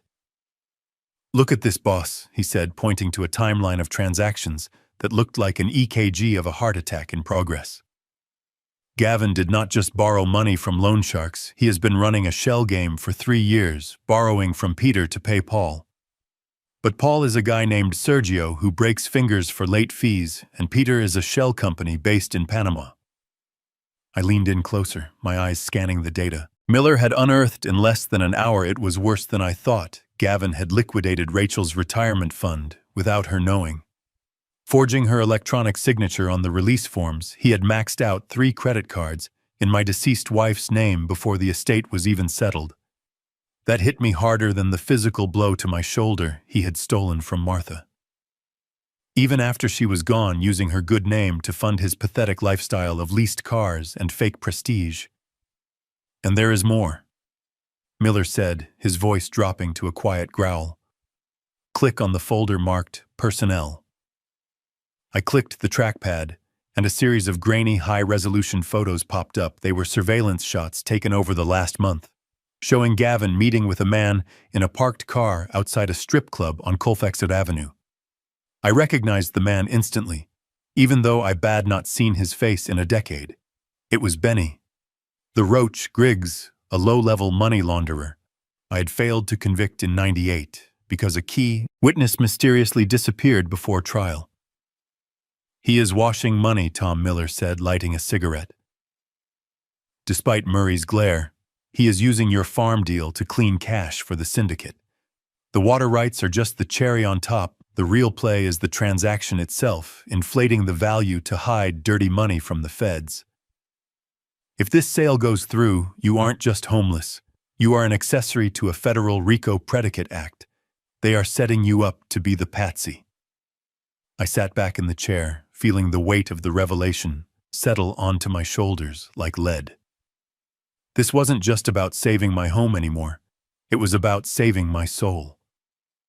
If Gavin sold that land to a front company utilizing my name as the seller, I would spend my final years in a federal indictment. Not a rocking chair. He wasn't just killing me financially. He was framing me for his crimes. "Do we have enough to nail Griggs too?" I asked the old prosecutor, instinct overriding the fatherly grief that was trying to claw its way out. Miller smiled, a wolfish grin that showed too many teeth. We will, once we get the bank audio right now. Griggs is just a meeting, a coincidence, but if we catch Gavin admitting the source of the funds or the destination of the wire, we tie the knot around both their necks. I looked at the photos of my son-in-law shaking hands with a known criminal, and I felt the last vestige of hesitation evaporate. There was no family left to save, only a crime scene to clean up. Pack it up, I said, standing and buttoning the borrowed jacket. Let's go to the bank. I want to hear him say it. I want to hear him dig his own grave. You should see the other guy, I replied. What do you have? Miller handed me a tablet. He had tapped into the bank's transaction logs. Do not ask me how he did it. Miller had friends in low places and high places, and he operated in the gray area between them. Watch this, Miller said, pointing to a live feed of the transaction data. I watched as a transfer request appeared on the screen. It was originating from inside the bank from the manager's terminal. The amount was $200,000. The source account was the Callaway Family Trust, my pension fund, the fund that was supposed to support me until I died. But that account requires 2 signatures, I said, my blood turning to ice. Mine and a witness. Miller tapped the screen, bringing up the authorization document. There it was, my signature, a perfect forgery likely traced from old legal documents, and below it a stamp claiming it was authorized under an emergency power of attorney. But the emergency order the judge signed yesterday only covered medical decisions and immediate housing needs. I said, my voice shaking with rage. It did not grant financial access to the trust. That requires a separate hearing. Exactly, Miller said. Which means Gavin just walked into a federally insured bank, presented a fraudulent document, forged your signature, and convinced a manager to override the protocols. That is bank fraud. That is wire fraud. That is identity theft. And since the transaction crosses state lines to his creditor in Nevada, it is federal. I watched the screen as the status changed from pending to approved. The trap had snapped shut. Gavin hadn't just been greedy. He had been arrogant. He thought I was locked away in a padded room drooling on myself. He thought no one was watching. He didn't know that the hammer was sitting across the street watching him commit a felony in real time. He just stole $200,000 from me, I whispered. No, Miller corrected me, his voice grim. He just stole his own freedom. He just sentenced himself to 10 years in federal prison. I watched the front doors of the bank. A moment later, Gavin walked out. He was smiling. He was adjusting his sunglasses, looking like a man who had just won the lottery. He had the money. He thought he was safe. He thought he had won. He got into his leased Porsche and peeled away into traffic. I looked at Miller. Can you get me a copy of that transaction log, a certified copy? Miller pulled a USB drive from his pocket. Already done. Along with the IP logs showing the transfer originated from the manager's desk while Gavin was in the building. It is a slam dunk, Tom. I took the drive. It felt hot in my hand. This was it. The final nail. I had the medical proof. I had the motive. And now I had the crime. Take me back to Murray's, I said. I have to prepare my opening statement. Tomorrow morning I was going to walk into a courtroom. I was going to look my daughter in the eye. I was going to look at the man who tried to bury me. And I was going to show them that the only thing dangerous about Thomas Callaway was his memory. The storm outside had passed, but the real storm was just about to make landfall. And its name was justice. The sedan smelled of stale coffee and electronic ozone, a scent that instantly transported me back 20 years to the stakeouts of my prime. I sat in the passenger seat of Miller's nondescript Ford, a baseball cap pulled low over my eyes, and a pair of dark aviators shielding my face from the harsh afternoon sun. The suit Murray had lent me was tight in the shoulders and smelled faintly of mothballs, a constant reminder that I was wearing another man's skin, but it was better than the hospital gown or the mud-caked rags I had arrived in. Across the street, the First National Bank stood like a fortress of granite and glass, a monument to security that was about to be breached by a desperate man with a fountain pen. Miller adjusted the gain on the receiver unit that sat on the center console between us. The device was a black box with glowing green LEDs connected to a directional antenna that was currently pointed at the second-floor corner office. Miller had called in a favor with an old contact, a janitor at the bank, who owed him for making a DUI charge disappear a decade ago. The bug was planted directly under the mahogany desk of the branch manager, a man named Sterling, who had the reputation of being flexible with regulations if the commission was high enough. "He is late," Miller grunted, checking his watch. "Narcissists are never on time, boss. They think the world waits for them." "He will be here," I said, my eyes fixed on the entrance. "He is desperate, and desperate men run on a clock that ticks faster than everyone else's."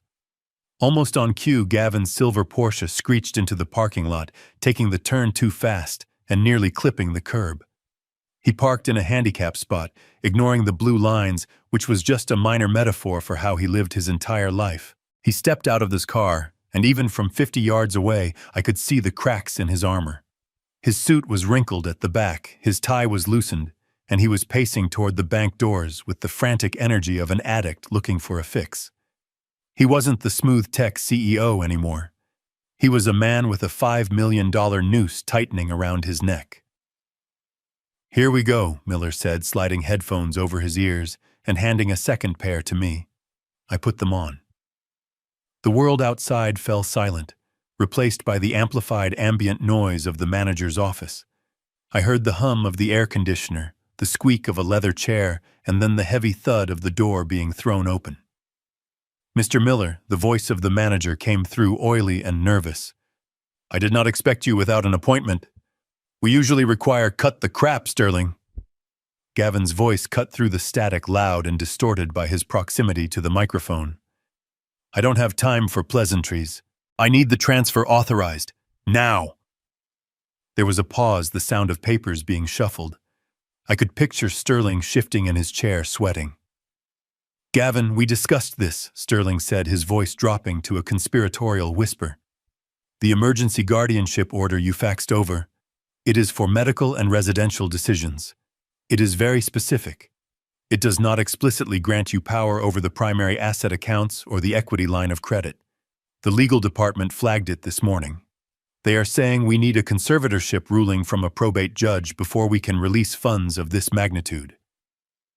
I heard the sound of a fist hitting the desk. It made me flinch.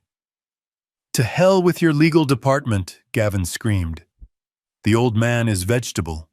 His brain is mush. I am his only living relative besides my wife, and she signs whatever I tell her to sign. That money is effectively mine. It is just sitting there rotting while I have liquidity issues that need to be solved today. Not next week. Today." "I need you to understand my position," Sterling stammered.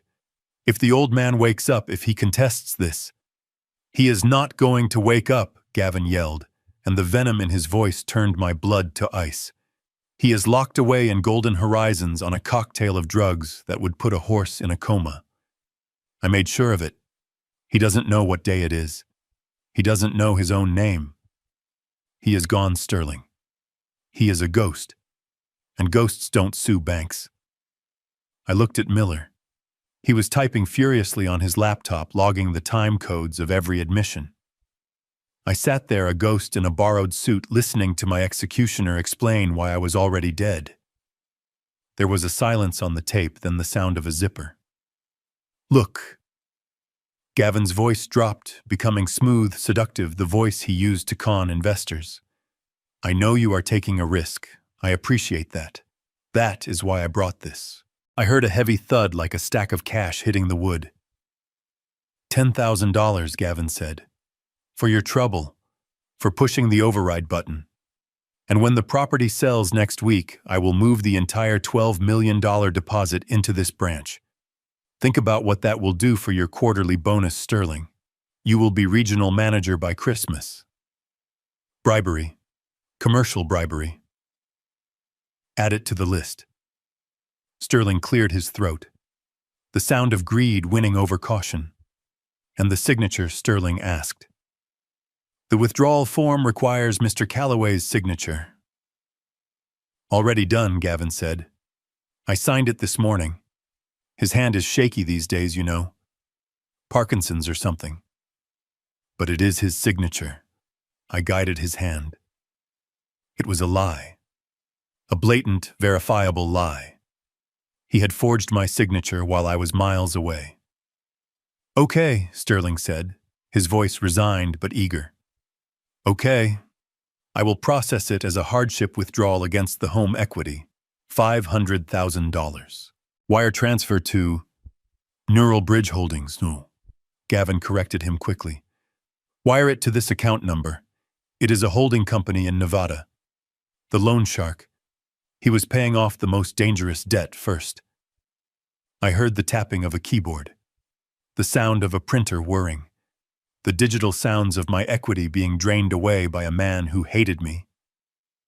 It is done, Sterling said. The wire is initiated. It should clear within the hour. You are a lifesaver, Sterling. Gavin said, the relief evident in his voice. You really are. I won't forget this. Gavin's footsteps receded. The door opened and closed.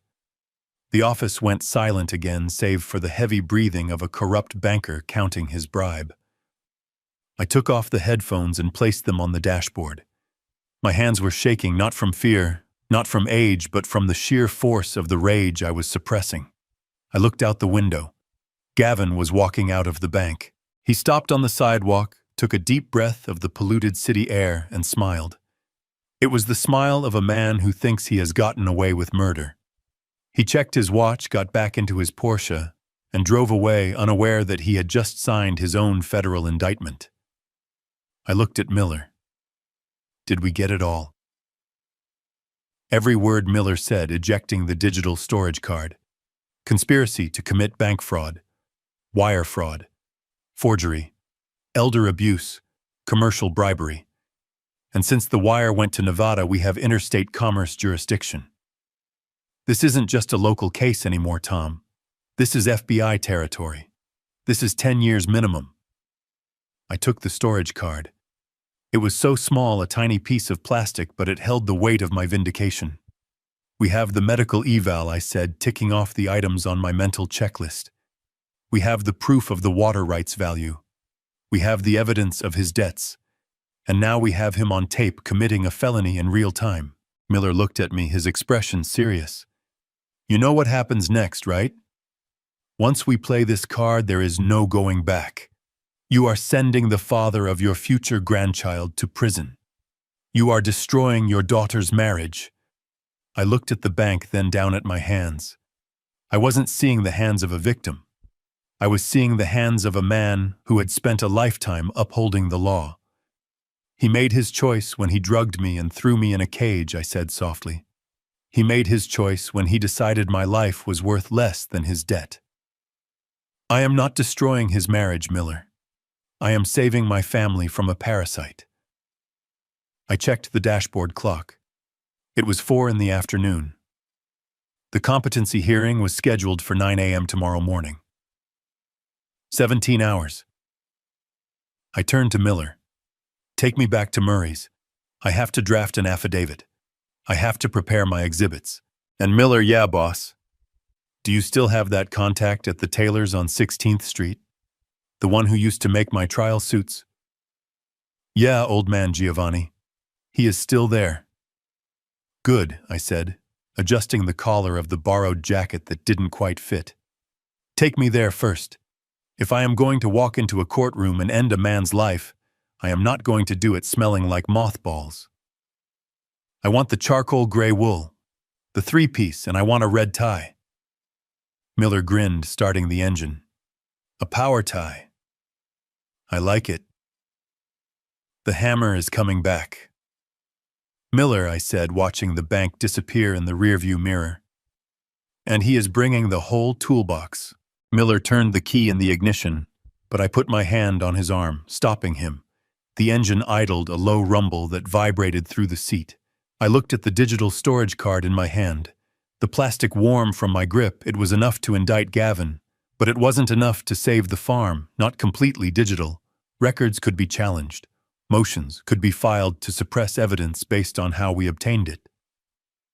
I needed the ironclad proof, the original deed with the raised seal of the trust, which I had hidden in a place Gavin would never think to look. Turn the car around. Miller, I said, my eyes fixed on the road ahead, take me home. Miller looked at me like I had lost my mind. Boss, you cannot go back there, he said, his voice tight with warning. Gavin has changed the locks. He probably has private security watching the place. If you get caught trespassing on your own property before the hearing, you violate the emergency order and the judge will lock you up for real. This time I know the risks, replied my voice steady, but I left the original trust documents inside the hollow newel post at the bottom of the staircase. Martha and I put them there 20 years ago. Gavin does not know about the hiding spot, but he has a dumpster rented for tomorrow morning. If he guts the house, he throws away the only piece of paper that proves I do not own that land. Without that physical document, it becomes a battle of digital records, and he has expensive lawyers who can delay that for years. I need the paper, Miller. Miller sighed, a long, heavy exhale of smoke. He knew better than to argue with me when I had that tone. He put the car in gear and pulled out into traffic, merging onto the highway that led out of the city and back toward the mountains. The drive was silent, the tension inside the car thick enough to choke on, as the sun began to dip below the horizon, painting the sky in bruises of purple and black. We arrived at the perimeter of my property. An hour later, darkness had fallen completely, which was my only advantage. Miller parked the car on the old logging road a half-mile back, killing the lights. Wait here, I told him. If I am not back in 20 minutes, leave. I slipped out of the car and into the tall grass, and the smell of the earth hitting me like a physical blow. It smelled of rain and pine and home. I moved through the fields I had tilled for decades, my feet finding the path by muscle memory alone. The farmhouse loomed ahead, dark and silent against the night sky. But there was a car in the driveway. Rachel's Range Rover. My heart clenched. Seeing her car there meant she was inside. Seeing her car there meant I wasn't just breaking into a house. I was invading the territory of the daughter who had betrayed me, but I kept moving, crouching low, moving shadow to shadow until I reached the back porch, the one I had built the summer. Rachel turned 10. I tried the back door, locked tight, brand new, deadbolt. Gavin hadn't lied about the locksmith. I moved to the kitchen window, the one with the latch that always stuck if you didn't jiggle it right.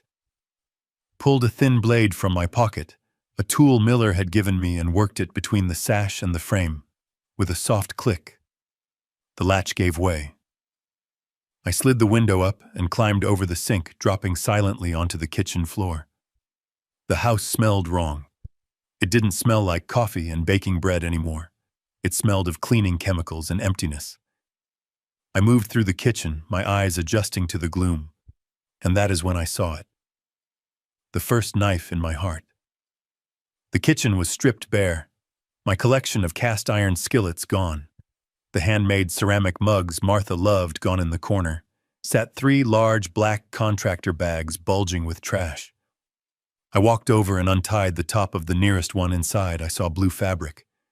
It was Martha's favorite Sunday dress, the one she wore to church, shoved in with coffee grounds and old newspapers. I felt a sound try to escape my throat, a roar of pure grief. But I swallowed it down, turning it into fuel. They weren't just selling the house, they were erasing us. They were treating 40 years of life like garbage to be hauled away. I heard footsteps overhead, heavy and slow on the floorboards. Someone was upstairs in the master bedroom.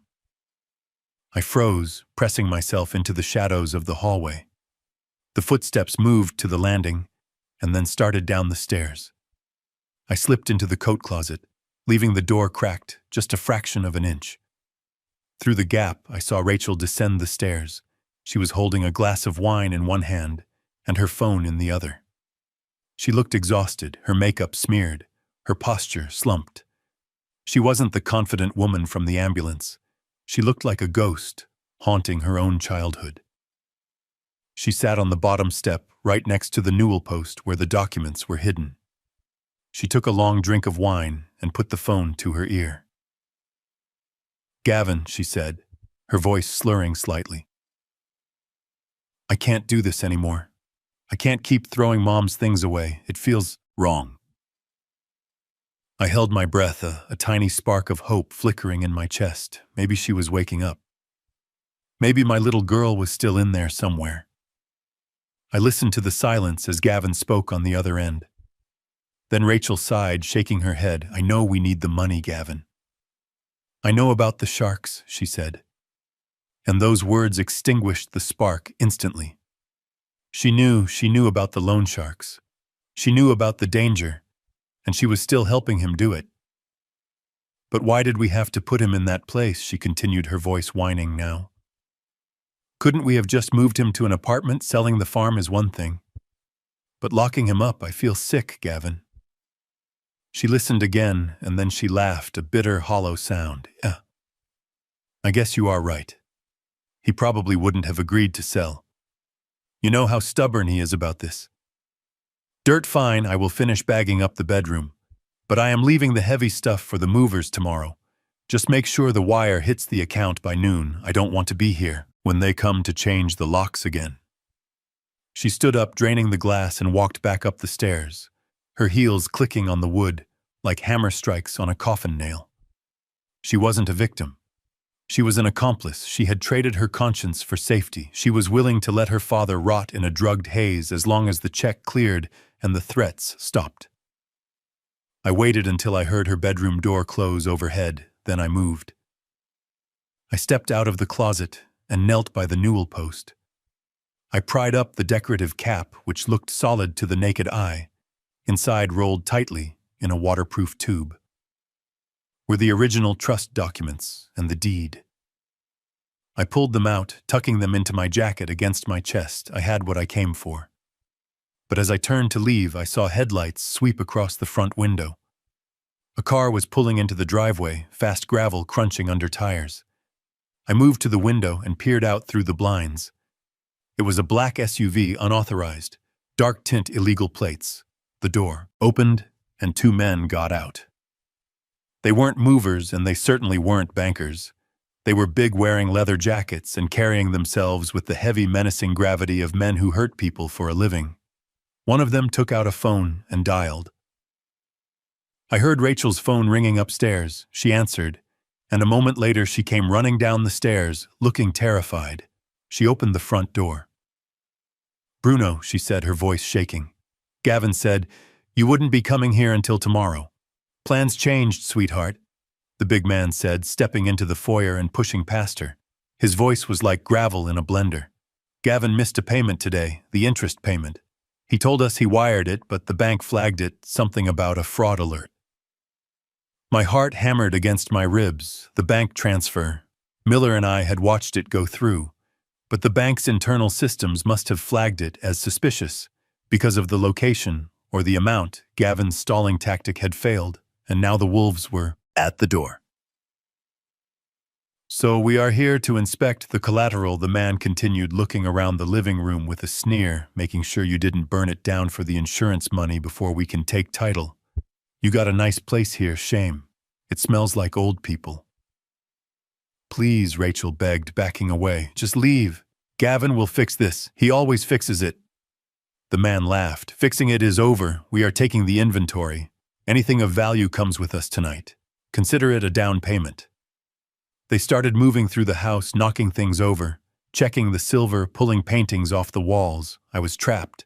The back door was locked from the inside with a deadbolt that needed a key. I didn't have the window. I came in through was too exposed. They would see me running across the yard. I had to hide. I had to wait them out. I retreated back into the shadows of the kitchen, squeezing myself into the narrow gap between the refrigerator and the wall. It was a tight fit, dust bunnies and old receipts cluttering the floor. I held my breath, clutching the documents to my chest. One of the men walked into the kitchen. He was eating an apple he had taken from the bowl on the counter. He opened the cupboards, slamming them shut, looking for liquor or cash. He stopped right in front of the refrigerator. I could see his boots, heavy steel-toed work boots caked with mud. He paused, sniffing the air. "Smells like wet dog in here," he grunted. He reached for the refrigerator handle, pulling the door open. The light from inside the fridge spilled out, illuminating the floor inches from my feet. If he looked down, if he turned his head 5 degrees to the left, it was over. I wasn't. The hammer right. Then I was just an old man hiding in the dust, praying for invisibility. He grabbed a beer, popped the cap, and kicked the door shut, moving back into the living room. I let out a breath I didn't know I was holding. I listened as they ransacked my home, listening to Rachel sobbing in the corner, listening to them break the things I had, built with my hands. They stayed for 20 minutes, taking the TV, the silverware, and my tool collection from the hall closet. Finally, the big man spoke again. "Tell Gavin he has 24 hours. After that, we don't take stuff, we take fingers." The front door slammed. The SUV engine roared, and they were gone. I waited another 10 minutes until Rachel went back upstairs, crying softly. Then I slipped out the kitchen window, dropping into the mud of the backyard. I ran for the tree line, not looking back, running through the fields in the dark, clutching the papers that proved I was still the master of my own fate. When I got back to Miller's car, I was shaking violently, the adrenaline crash hitting me hard. Miller looked at me, saw the papers in my hand, and the look in my eyes. "You got it?" he asked. "I got it," I said, climbing into the car, but I got something else too. What I got, the absolute certainty that I am doing the right thing. "Drive, Miller," I said, staring straight ahead into the darkness. "Drive. Fast. Tomorrow we go to court. And tomorrow I take back everything they stole, not just the house but the truth." Miller put the car in gear, and we tore away from the farm, leaving the ghosts behind, ready to face the monsters in the daylight. The heavy oak doors of courtroom 4B swung open at 8:55 in the morning, and the stale air of the family court hit me with a scent I had not smelled in 10 years. It was a mixture of floor wax, cheap coffee, and the distinct metallic tang of human misery that permeates every room where families go to destroy each other. I paused in the doorway for a moment, letting my eyes adjust to the artificial light and taking the measure of the battlefield before me. At the plaintiff's table, sitting on the right side of the aisle, were my executioners. My daughter Rachel and my son-in-law Gavin looked like they had just stepped out of a photo shoot for a lifestyle magazine. Rachel was wearing a cream-colored skirt suit that probably cost more than my first car, her hair perfectly blown out, her face made up to look sympathetic but firm. The grieving daughter forced to make the hard choice, Gavin sat beside her, radiating the kind of arrogant energy that usually precedes a massive fall. He was wearing a slate-gray Italian-cut suit, his posture relaxed, his arm draped over the back of Rachel's chair as if he were at a country club, brunch rather than a hearing, to strip a man of his civil rights. Next to them sat their lawyer, a man I recognized by reputation, if not by face. His name was Sterling Vance, no relation to the banker. Just another predator in a $3,000 suit. He was known as the Shark in divorce circles, a man who specialized in hiding assets and crushing the opposition with mountains of paperwork. He was currently checking his emails on a tablet, looking bored, looking like he had already spent the commission he was going to make from the sale of my farm. I took a deep breath and stepped into the room. I was not wearing the hospital gown. I was not wearing the mud-stained rags from my escape. I was wearing armor. It was a charcoal blue 3-piece suit cut from English wool, tailored for me in 1995 by Giovanni, the best tailor in Denver. It was the suit I had worn when I prosecuted the corrupt mayor. It was the suit I had worn when I sent the leadership of the Aryan Brotherhood to Supermax.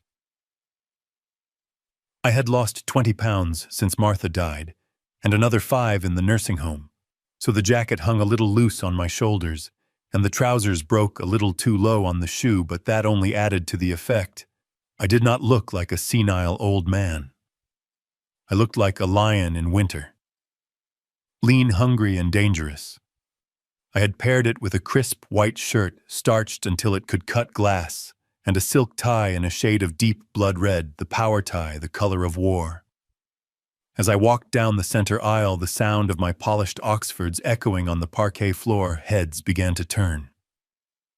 The few spectators, mostly other lawyers waiting for their docket, looked up with mild interest.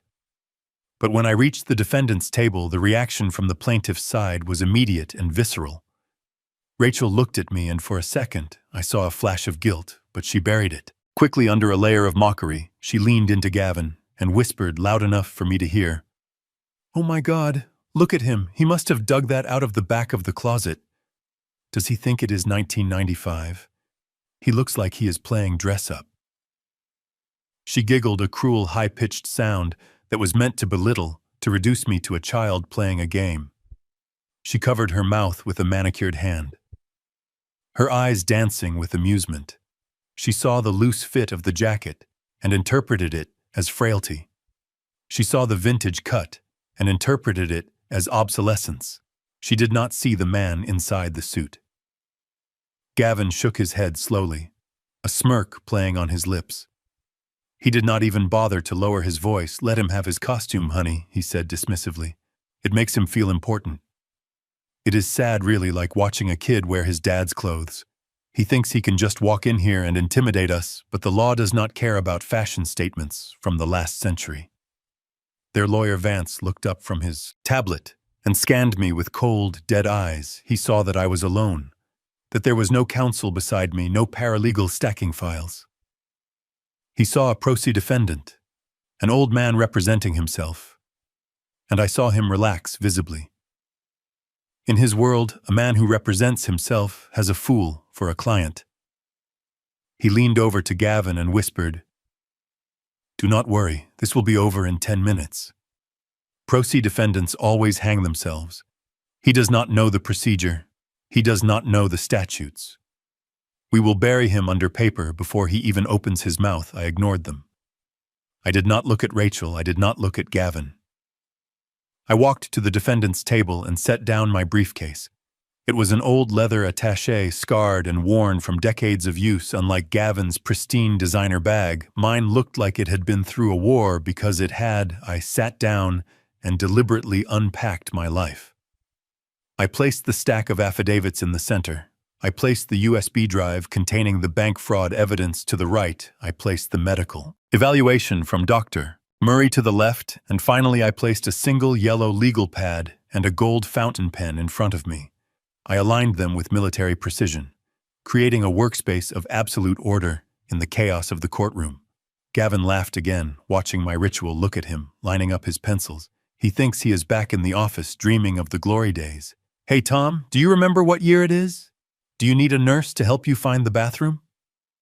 I slowly turned my head and looked at him for the first time since I entered the room. I did not speak, I did not frown.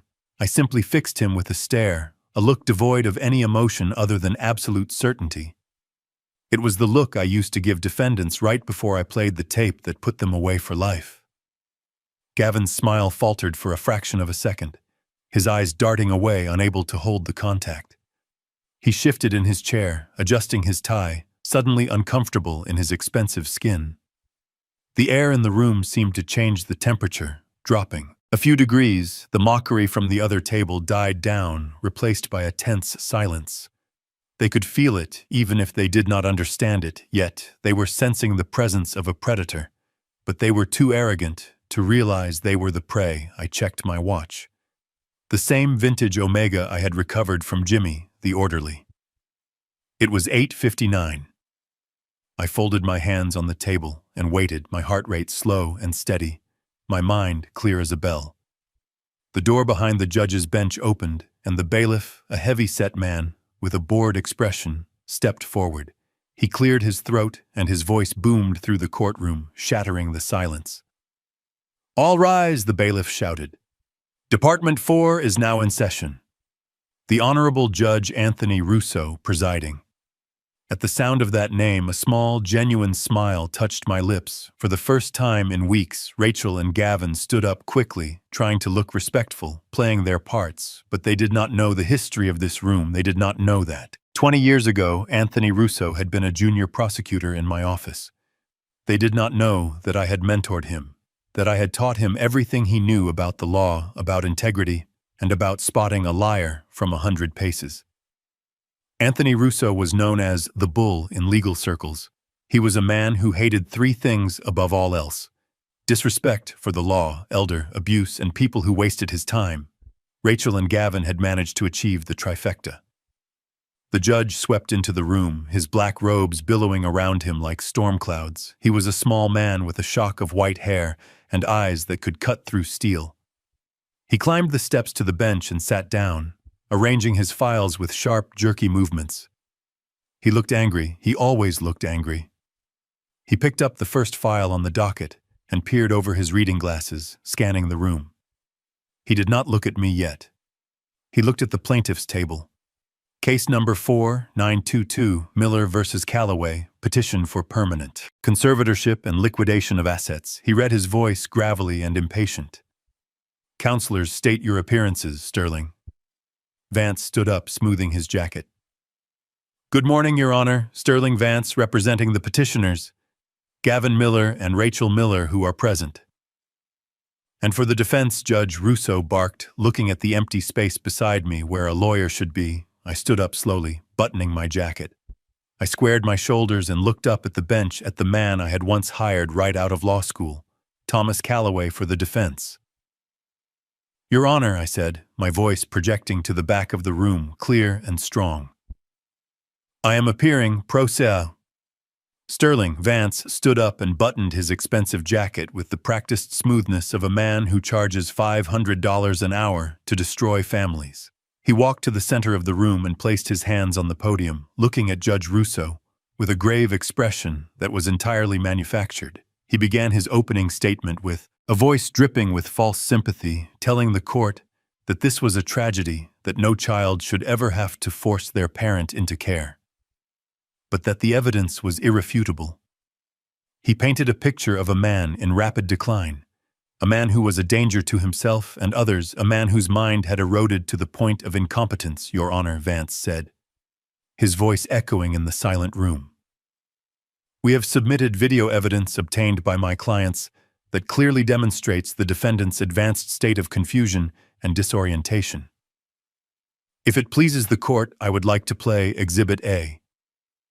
Judge Russo nodded, without looking up from his notes, and the large screen on the wall flickered to life.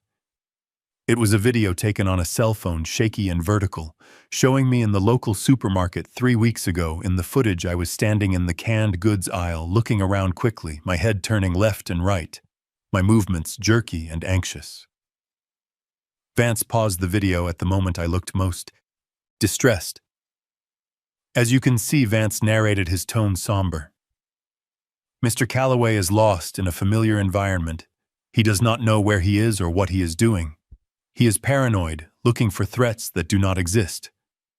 This is a classic symptom of advanced dementia, combined with the incident involving the gas stove, which his daughter will testify to it, paints a clear and heartbreaking picture of a man who can no longer function in society without strict supervision. I sat there watching myself on the screen, and I felt a cold fury rising in my chest, because I remembered that day perfectly. I was not lost, and I was not paranoid. I was evading a man named Bruno, a debt collector for the local bookie who I knew was looking for Gavin to collect a $50,000 gambling debt. I had spotted him near the produce section and was checking the aisles to make sure I could exit without being seen. I was not confused. I was protecting my son-in-law from a broken kneecap, and this was how he repaid me, by editing the footage to make me look like a senile old fool. Rachel wiped a fake tear from her eye, and Gavin put a comforting arm around her shoulders, shaking his head sadly at the screen playing the part of the concerned family. To perfection, they were good. I had to give them that. They were very good at the performance, but they had forgotten that a trial is not a theater. It is a coliseum. And you do not bring actors to a fight. You bring gladiators, Sterling Vance finished his speech with a flourish, stating that the only humane option was to grant full permanent guardianship to Gavin and Rachel Miller, allowing them to liquidate my assets to pay for my long-term care in a secure facility. He sat down looking satisfied, looking like a man who had just earned his commission. The courtroom went silent. All eyes turned to the judge awaiting his ruling, or at least his acknowledgement of the defense, Judge. Russo adjusted his reading glasses and pulled the case file closer to him. He opened the folder, and looked at the cover sheet for the first time, really reading the name of the defendant, Thomas Edward Calloway. He read aloud, his voice automatic and bored, but then he stopped. He froze completely. His eyes stayed fixed on the paper, his hand hovering over the page, as if he was afraid to touch it. He blinked once, then twice, and read the name again, this time moving his lips slightly. He looked up, slowly, peering over the rim of his glasses, his gaze finding me at the defendant's table. He squinted, trying to reconcile the image of the old man in the vintage suit with the memory etched into his brain from 20 years ago. I saw the moment of recognition hit him like a physical blow. His eyes widened, his jaw went slack, and the color drained from his face, leaving him ghostly pale. He looked at the file again, then back at me. His hands were trembling now, shaking so hard the papers rustled audibly in the quiet room. He leaned forward, his voice barely a whisper, but in the pin-drop silence of the court, it sounded like a shout. I smiled, a cold, humorless stretching of lips. I walked out from behind the table, moving into the center of the well. I did not walk like a man of 70. I walked like a man who owned the floor. "I am quite sure, Your Honor," I said. "I do not need counsel because I am not here to defend myself against these absurd allegations of incompetence. I am here to correct a mistake." Gavin stood up, his face flushing red with anger. "Your Honor, I object," he shouted. "This is highly irregular.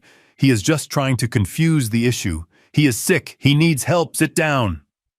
"Mr. Miller," Judge Russo barked, slamming his gavel down with a violence that made everyone jump. "You will speak when spoken to, and not a moment before, or I will hold you in contempt. Do I make myself clear?" Gavin sat down slowly, his mouth opening and closing like a fish. He looked at Rachel, but she was staring at me with a look of dawning horror. She was finally realizing that she didn't just forget to visit me, she had forgotten who I was. She had forgotten that before I was the old man who grew tomatoes, I was the man who put the mafia in prison. I turned back to the judge. "Your Honor," I continued, my voice steady and calm, "the petitioners claim I am confused. They claim I am a danger to myself. They claim I cannot manage my own affairs because I forgot to wash a dish and walked down the wrong aisle in a supermarket." I paused, walking over to my table and picking up the first stack of documents. "But I would argue that true incompetence is underestimating your opponent. I would argue that true incompetence is filling a sworn affidavit with lies that can be disproven in 5 minutes. I handed the medical evaluation to the bailiff exhibit. I said loudly, "a comprehensive cognitive evaluation performed yesterday by Dr. Robert Murray, former chief medical examiner. It includes a video deposition stating that my cognitive faculties are in the 99th percentile for my age group. I am not senile. Your Honor, I am. You're just disappointed." I turned to face Gavin directly for the first time. "And I am not here just to prove that I am sane, Your Honor. That would be a waste of this court's time. I am here for a much more specific reason." I picked up the USB drive, the one containing the evidence of the wire transfer, the forgery, and the bribery. I held it up so the light caught the small silver chip. "I am not here to defend myself," I said, my voice dropping to a growl that rumbled through the floorboards. "I am here to report a crime in progress. I am here to press federal charges against the petitioner for bank fraud, wire fraud, forgery, and the abuse of a vulnerable adult." The silence in the room broke. Gavin leaped to his feet, screaming that I was a liar, that I was crazy. Rachel burst into tears, burying her face in her hands, but I didn't look at them. I looked at Judge Russo, and I saw him nod, a slow, grim nod of understanding. The hammer had dropped, and the trial had just begun. The courtroom erupted into chaos. The bailiff moved to restore order, but Judge Russo did not even flinch. He was focused entirely on the evidence I had just presented. I watched Gavin's face transform from rage to panic as he realized the magnitude of the trap he had walked into. Sterling Vance, the shark who had promised him an easy victory, was now distancing himself physically, sliding his chair away as if Gavin were contagious with a felony. Conviction, Mr. Miller. Judge Russo said, his voice cutting through the noise like a blade. Sit down before I have you shackled. This is not a suggestion. Gavin collapsed into his chair, his hands shaking uncontrollably. Rachel was sobbing openly, now her mascara running down her cheeks. She looked at me, her eyes pleading for mercy, for a fatherly intervention that would make all the bad things go away. But I did not look at her. I looked at the evidence piled on my table. Your Honor, I said, stepping back to the podium, my voice steady and relentless, I would like to submit Exhibit B into evidence. I picked up the large zoning map and the water rights assessment I had printed from the burner phone. The petitioners claim that my property is a burden, a dilapidated farm with a market value of $2.5 million that needs to be liquidated immediately for my own care. I handed the documents to the clerk. They claim this sale is urgent because the market is volatile, but the truth is far simpler and far greedier. Judge Russo accepted the documents, adjusting his glasses as he scanned the geological surveys and the valuation report. His eyebrows shot up. This property sits directly atop the newly surveyed extension of the Ogallala Aquifer, I explained, my voice echoing in the hush of the courtroom. The Colorado Water Authority has already filed for eminent domain access, and a multinational beverage conglomerate has submitted a preliminary acquisition proposal. The value of the land, with full water rights, is not $2.5 million, Your Honor, it is $12.4 million with perpetual mineral royalties. A gasp rippled through the gallery. Even the board lawyers waiting for their cases sat up and took notice. $12 million changes everything. It changes the narrative from a sad story about an old man to a criminal conspiracy about grand larceny. I turned to face Gavin. His face was a mask of terror. He knew. I knew he knew that his secret lifeline, his way out of debt, was now public record. Mr. Miller has $5.8 million in gambling debts and predatory loans. I continued pulling out the credit reports and court judgments from Nevada. He is facing foreclosure on his home and repossession of his vehicles. He did not file this guardianship petition to protect me, Your Honor. He filed it to steal $12 million to pay off his bookies before they broke his legs. Objection! Vance shouted, standing up, but his voice lacked conviction. Your Honor, this is speculation. This is character assassination. It is not speculation if it is documented. Fact, I countered, handing the financial records to the bailiff. Exhibit C, Your Honor, judgments. Liens and foreclosure notices, all public record, all dated within the last 6 months. Judge Russo looked at the financial documents. Then at Gavin, his expression hardened into the look he used to give drug traffickers who tried to claim they were just holding the package for a friend. Mr. Vance, the judge, said, his voice cold, do you have any evidence to refute these claims? Because right now it looks like your client is using this court to facilitate a major financial crime. Vance stammered, looking at Gavin for an explanation, but finding none, Gavin stood up, his face purple with rage. He pointed a shaking finger at me. It doesn't matter, he screamed, losing all control. It doesn't matter how much debt I have or how much the land is worth. I am his guardian. I have the power of attorney. He is incompetent. He is old. He needs a manager. I'm the only one who can make these decisions for him. I smiled a slow, cold smile that I had been saving for this exact moment. Actually, Gavin, I said, my voice dropping to a conversational tone that carried more weight than a shout, you don't?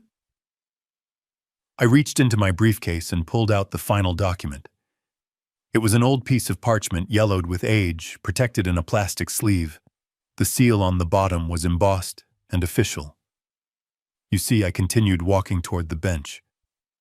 When Martha got sick 15 years ago, I knew I had to protect our legacy, and I knew that if something happened to me, vultures might circle, so I made a decision. I handed the document to Judge Russo, and I placed the farm into an irrevocable trust in 2005. I said the words hanging in the air, like a guillotine blade. I do not own the farm, Your Honor. I only have a life estate. I have the right to live there until I die. But the title, the ownership, it does not belong to me, and it certainly does not belong to my heirs. Gavin looked confused, his brow furrowed. Irrevocable trust. What does that mean? It means you can't sell it, I said, turning to him. It means you can't mortgage it. It means you committed bank fraud yesterday by borrowing against an asset that I do not even own. Judge Russo looked up from the document, a small grim smile playing on his lips. And who is the beneficiary of this trust? Mr. Calloway, the judge asked.